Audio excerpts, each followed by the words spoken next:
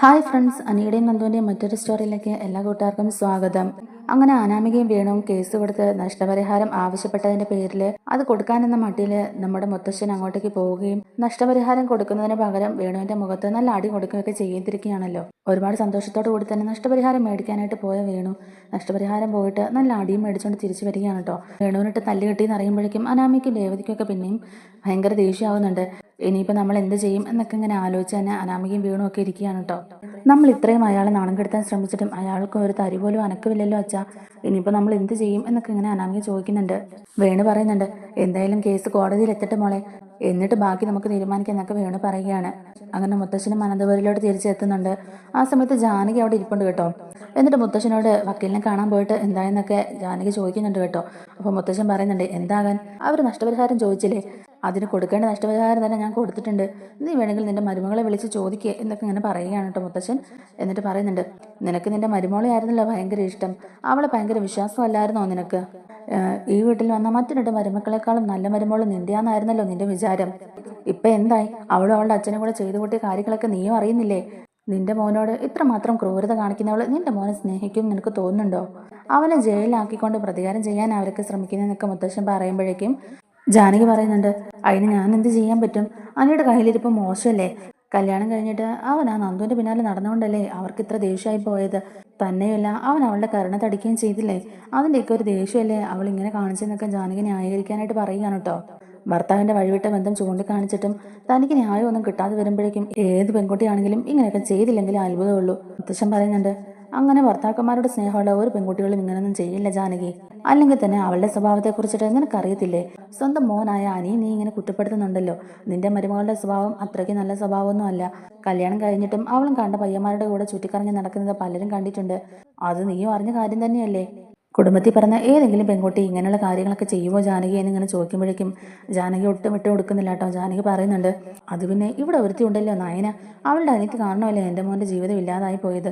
അവൾ ഇവരുടെ ഇടയിലേക്ക് കയറി വന്നുകൊണ്ടല്ലേ ഇവരുടെ കുടുംബജീവിതം ഇങ്ങനെയൊക്കെ ആയി പോയത്. നമ്മൾ തന്നെ എത്ര പ്രാവശ്യം വാണിംഗ് കൊടുത്താണ് തമ്മിൽ കാണുകയോ സംസാരിക്കുകയോ ഒന്നും ചെയ്യരുതെന്നൊക്കെ പറഞ്ഞിട്ട്, എന്നിട്ടും അവസരം കിട്ടുമ്പോഴൊക്കെ സംസാരിക്കുകയോ ഒന്നിച്ച് കറങ്ങാൻ പോവുകയൊക്കെ ചെയ്യുന്നുണ്ട്. അനാമിക മോളെ മാത്രം ഇങ്ങനെ കുറ്റപ്പെടുത്തിയതുകൊണ്ട് കാര്യമില്ല അച്ഛാ, അനിയുടെ ഭാഗത്തും തെറ്റുണ്ടല്ലോ എന്നൊക്കെ ഇങ്ങനെ പറയാൻ കേട്ടോ. അപ്പം മുത്തശ്ശൻ പറയുന്നുണ്ട്, രണ്ടുപേരുടെ ഭാഗത്തും തെറ്റുണ്ട്, അതൊന്നും ഇല്ലെന്ന് ഞാൻ പറയുന്നില്ല. പക്ഷേ കുടുംബത്തിലെ കാരണവന്മാരായ നമ്മൾ വേണം അതൊക്കെ പറഞ്ഞു തിരുത്തി കൊടുക്കാനായിട്ട്. അവർ തെറ്റായ ഒരു വഴിയിലോട്ട് പോകുന്നുണ്ടെങ്കിൽ നമ്മൾ വേണം അവരെ പറഞ്ഞ് മനസ്സിലാക്കാനൊക്കെ മുത്തശ്ശൻ പറയുമ്പോഴേക്കും ജാനകി പറയുന്നുണ്ട്, അതെങ്ങനെ നടക്കാനാച്ചാ, എൻ്റെ മോൻ ഞാൻ പറയുന്നൊന്നും കേൾക്കാറില്ല. ഏട്ടത്തിയും ആ നയനാന്ന് പറയുന്നവളും പറയുന്നത് മാത്രമേ അവൻ കേൾക്കുള്ളൂ. പിന്നെ നമ്മളൊക്കെ പറയുന്ന കേൾക്കോ? ആർക്കറിയാം ഇനി നയന നന്ദുവിനെ ഇങ്ങോട്ടേക്ക് കൂട്ടിക്കൊണ്ട് വരാൻ വേണ്ടിയിട്ടാണോ ഇങ്ങനെയൊക്കെ ചെയ്യുന്നതെന്നുള്ളതെന്നൊക്കെ ഇങ്ങനെ പറയുമ്പോഴേക്കും മുത്തശ്ശൻ അങ്ങ് ദേഷ്യം വന്നിട്ട് പറയുന്നുണ്ട്, ജാനകി നീ മിണ്ടരുത്, നയനമോൾ ഒരിക്കലും അങ്ങനെ ഒരു കാര്യത്തെ പ്രോത്സാഹിപ്പിക്കില്ല. കനകയും ഗോവിന്ദനെയും പോലെ തന്നെ അവർക്കും നന്ദുവിനെ ഇങ്ങോട്ടേക്ക് കല്യാണം കഴിപ്പിച്ച് വിടണമെന്ന് ആഗ്രഹമില്ല. അത് നീ ആദ്യം മനസ്സിലാക്കുക എന്നൊക്കെ ഇങ്ങനെ പറയുന്നുണ്ട് കേട്ടോ. ജാനകി പറയുന്നുണ്ട്, എന്ത് വേണമെങ്കിലും ആയിക്കോട്ടെ അച്ഛാ, അനാമിക മോളെ പൂർണ്ണമായിട്ടും ഈ വീട്ടിൽ നിന്ന് ഒഴിവാക്കുകയാണെങ്കിലും അവളുടെ സ്ഥാനത്തേക്ക് ആ നന്ദു എന്ന് പറയുന്നവൾ കയറി വരാൻ പാടില്ല. അങ്ങനെ ഒരു കാര്യത്തിന് എനിക്ക് ജീവനുള്ളിടത്തോളം കാലം ഞാൻ സമ്മതിക്കുകയില്ല. അങ്ങനെ അവളെ ഇങ്ങോട്ടേക്ക് കൂട്ടിക്കൊണ്ട് വരാൻ ആരെങ്കിലും തീരുമാനിക്കുന്നുണ്ടെങ്കിൽ ആ നിമിഷം ഞാൻ ഇവിടുന്ന് പടിയിറങ്ങും എന്നൊക്കെ ഇങ്ങനെ ജാനകി പറയുകയാണ്. മുത്തശ്ശൻ പറയുന്നുണ്ട്, ജാനകി നിനക്ക് നന്ദുവിൻ്റെ സ്വഭാവം ശരിക്കും അറിയാൻ പറ്റാഞ്ഞിട്ടാണ്. എൻ്റെ കാഴ്ചപ്പാടിൽ നന്ദുവിനെ പോലെ ബോൾഡായിട്ടുള്ള കുട്ടികളെ ഇപ്പൊ കാണാൻ പോലും കിട്ടില്ല. അത്രയ്ക്ക് നല്ല സ്വഭാവമാണ് നന്ദുവിൻ്റെത്. പിന്നെ അതൊക്കെ കാണാനും മനസ്സിലാക്കാനുള്ള മനസ്സ് നിനക്ക് ഇല്ലാതായിപ്പോയി. ഇനിയിപ്പോൾ പറഞ്ഞിട്ട് കാര്യമില്ല.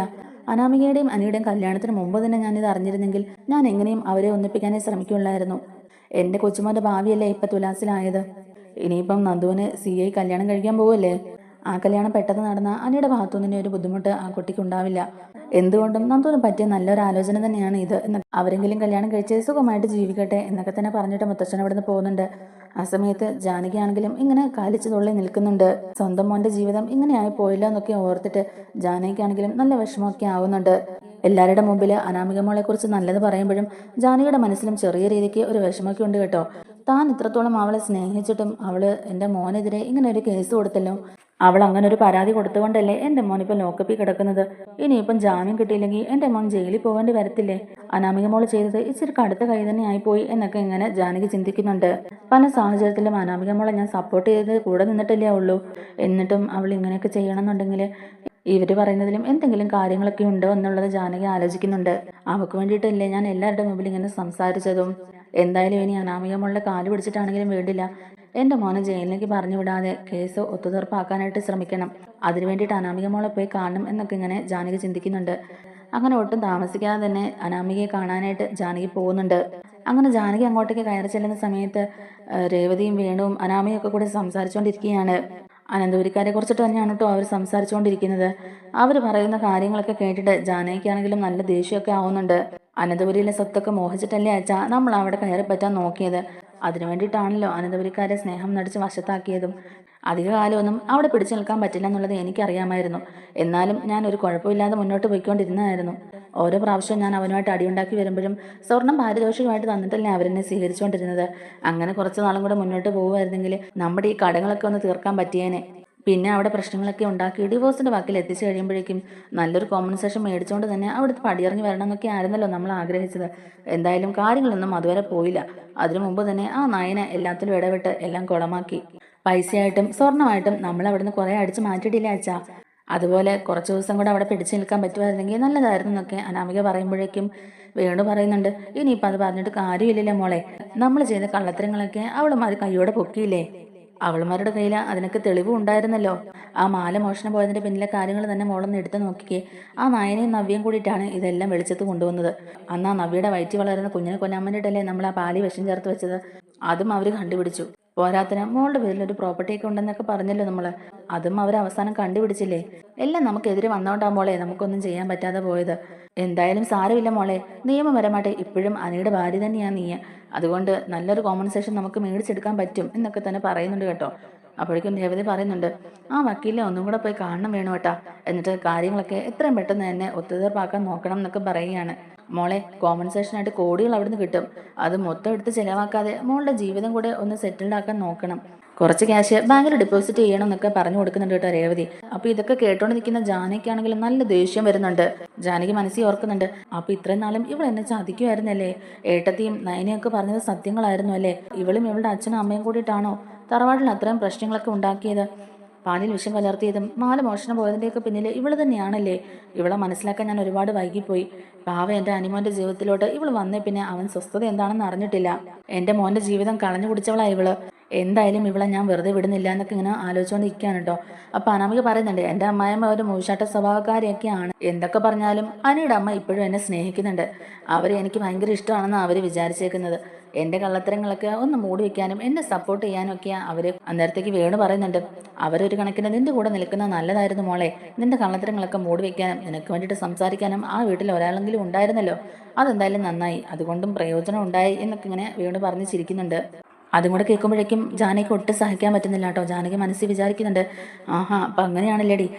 എന്താണ് നീ വിചാരിച്ചത് ഞാൻ ഒരു മണ്ടിയാണെന്നോ? എന്നെ മണ്ടിയാക്കിയിട്ട് നീ അങ്ങനെ രക്ഷപ്പെടാമെന്ന് വിചാരിച്ചോടി. നിനക്ക് എൻ്റെ മോനോട് ശകലമെങ്കിലും സ്നേഹമുണ്ടെന്നൊക്കെ കരുതിയിട്ടാ ഞാൻ നിന്റെ കൂടെ നിന്നത്. എന്നിട്ട് പാല് ഒന്ന് കഴിക്കിട്ട് തന്നെ നീ കുത്തിയല്ലേടി. നിന്നെ എന്തായാലും ഞാൻ വെറുതെ വിടത്തില്ലടി എന്നൊക്കെ പറഞ്ഞുകൊണ്ട് ദേഷ്യപ്പെട്ട് ജാനകി അങ്ങോട്ടേക്ക് കയറി ചെല്ലുന്നുണ്ട്. ജാനകി അങ്ങോട്ടേക്ക് കയറി വരുമ്പോഴേക്കും ഇവര് മൂന്നുപേരും ഇങ്ങനെ ഞെട്ടിത്തിരിച്ച് നിൽക്കുന്നുണ്ട്. ഉടനെ വേണു ചോദിക്കുന്നുണ്ട്, അല്ല ഇത് ആരാ, ജാനകിയോ? ജാനകി എന്താ ഇവിടെ എന്നിങ്ങനെ ചോദിക്കുമ്പോഴേക്കും, എന്താ ഞാനിവിടെ വരുന്നതുകൊണ്ട് എന്തെങ്കിലും പ്രശ്നമുണ്ടോ എന്നിങ്ങനെ ജാനകി ചോദിക്കുന്നുണ്ട്. അനാമിക മനസ്സിൽ വിചാരിക്കുന്നുണ്ട്, അയ്യോ ഈ തള്ള എന്തിനാ ഇപ്പം ഇങ്ങോട്ടേക്ക് വന്നത്. ഞങ്ങൾ പറഞ്ഞ കാര്യങ്ങളൊക്കെ ഈ തള്ള ഇനി കേട്ട് കാണുമോ എന്നൊക്കെ ഇങ്ങനെ ആലോചിച്ചുകൊണ്ട് നിൽക്കുമ്പോഴേക്കും ജാനകി പറയുന്നുണ്ട്, നിങ്ങൾ പറഞ്ഞ കാര്യങ്ങളൊക്കെ ഞാൻ കേട്ടു. ഇനിയും നിങ്ങൾ എന്നെ മണ്ടിയാക്കാനൊന്നും നോക്കണ്ട. ഇത്രയും നന്ദിയില്ലാത്ത തരം താഴ്ന്ന ആൾക്കാരാണ് നിങ്ങളെന്നുള്ളത് ഞാൻ മനസ്സിലാക്കിയില്ല. എന്നിട്ട് അനാമികയുടെ നേരെ പറയുന്നുണ്ട്, നിന്നെ ഞാൻ എൻ്റെ സ്വന്തം മോളെ പോലെ അല്ലേടി സ്നേഹിച്ചത്. എന്നിട്ട് നീ എന്നെ ചതിക്കായിരുന്നു അല്ലേടി ദ്രോഹി എന്നൊക്കെ പറഞ്ഞുകൊണ്ട് അനാമികയുടെ രണ്ട് കാരണത്തിനിട്ട് മാറി മാറി അടി കൊടുക്കുന്നുണ്ട്. എന്നിട്ട് പറയുന്നുണ്ട്, നീ എൻ്റെ മോൻ്റെ ജീവിതം തൊലച്ചല്ലോടി. എൻ്റെ മോൻ പല പ്രാവശ്യം നിന്നെക്കുറിച്ച് എന്നോട് പറഞ്ഞപ്പോഴും ഞാൻ അതൊന്നും മനസ്സിലാക്കിയില്ലടി. എൻ്റെ മോൻ്റെ ജീവിതം കളഞ്ഞവളെ, എൻ്റെ മോൻ്റെ ജീവിതം കളഞ്ഞു അല്ലേടി നീ എന്നൊക്കെ ഇങ്ങനെ ചോദിക്കുന്നുണ്ട്. നിൻ്റെയും നിൻ്റെ അമ്മയുടെയും അച്ഛൻ്റെയൊക്കെ സ്വഭാവം മനസ്സിലാക്കാൻ ഞാൻ ഒരുപാട് വൈകിപ്പോയടി. എങ്ങനെയെങ്കിലും ഈ കേസ് പിൻവലിക്കണം എന്നൊക്കെ പറയാൻ വേണ്ടിയിട്ടാണ് ഞാനിപ്പോൾ ഇങ്ങോട്ടേക്ക് വന്നത്. എന്തായാലും ഇങ്ങോട്ടേക്ക് എനിക്ക് വരാൻ തോന്നിയത് തന്നെ നന്നായി. ഇല്ലെങ്കിൽ ഈ സത്യങ്ങളൊന്നും ഞാൻ അറിയില്ലായിരുന്നു. നിന്നെ ഓർത്ത് സങ്കടപ്പെടാത്ത ദിവസങ്ങളില്ല. നിന്നെ ഞാൻ അത്രത്തോളം സ്നേഹിച്ചിരുന്നു. എൻ്റെ മോൻ കാരണം നിന്റെ ജീവിതമാണല്ലോ പോയെന്നൊക്കെ ഓർത്ത് ഞാൻ വിഷമിച്ചിരുന്നിട്ടുണ്ട്. പക്ഷെ ഇപ്പം എനിക്ക് മനസ്സിലായി, നീ കാരണം എൻ്റെ മോൻ്റെ ജീവിതമാണ് ഇല്ലാതായതെന്നുള്ളത്. ഇപ്പോഴല്ലേ നിങ്ങളുടെയൊക്കെ സ്വഭാവം എനിക്ക് ശരിക്കും മനസ്സിലായെന്നൊക്കെ ജാനകി പറയുന്നുണ്ട്. എന്തായാലും നിങ്ങളെയൊന്നും ഞാൻ വെറുതെ വിടില്ല. എന്തായാലും നിങ്ങൾ കരുതിയിരുന്നോ, എൻ്റെ മോൻ ആയിരിക്കില്ല ജയിലിൽ പോകുന്നത്.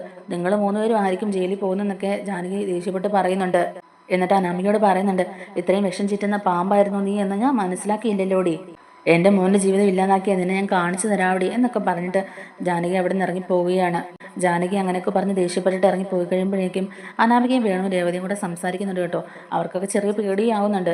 വേണു പറയുന്നുണ്ട്, ജാനകി എന്തായാലും ഇപ്പം ഇങ്ങോട്ടേക്ക് വരുമെന്ന് നമ്മളൊട്ടും പ്രതീക്ഷിച്ചില്ലല്ലോ മോളെ. എന്തായാലും നമ്മൾ പറഞ്ഞ കാര്യങ്ങളൊക്കെ ജാനകി കേട്ടെന്നാണ് തോന്നുന്നത്. ആ വീട്ടിലെ ആകെ മോളെ സപ്പോർട്ട് ചെയ്ത് സംസാരിച്ചുകൊണ്ടിരുന്ന ജാനകി മാത്രമാണ്. ഇപ്പം ജാനകിയും സത്യങ്ങളൊക്കെ മനസ്സിലാക്കിയ സ്ഥിതിക്ക് അവിടെ ഇനിയും മോൾക്ക് അനുകൂലമായിട്ട് സംസാരിക്കാൻ ആരുമില്ല. അനാമിക പറയുന്നുണ്ട്, ഇനിയിപ്പോൾ എന്ത് ചെയ്യും വെച്ചാൽ ഇവരും കൂടി ഉള്ളായിരുന്നു ഇനി ഈ കാര്യങ്ങളൊക്കെ അറിയാനായിട്ട്.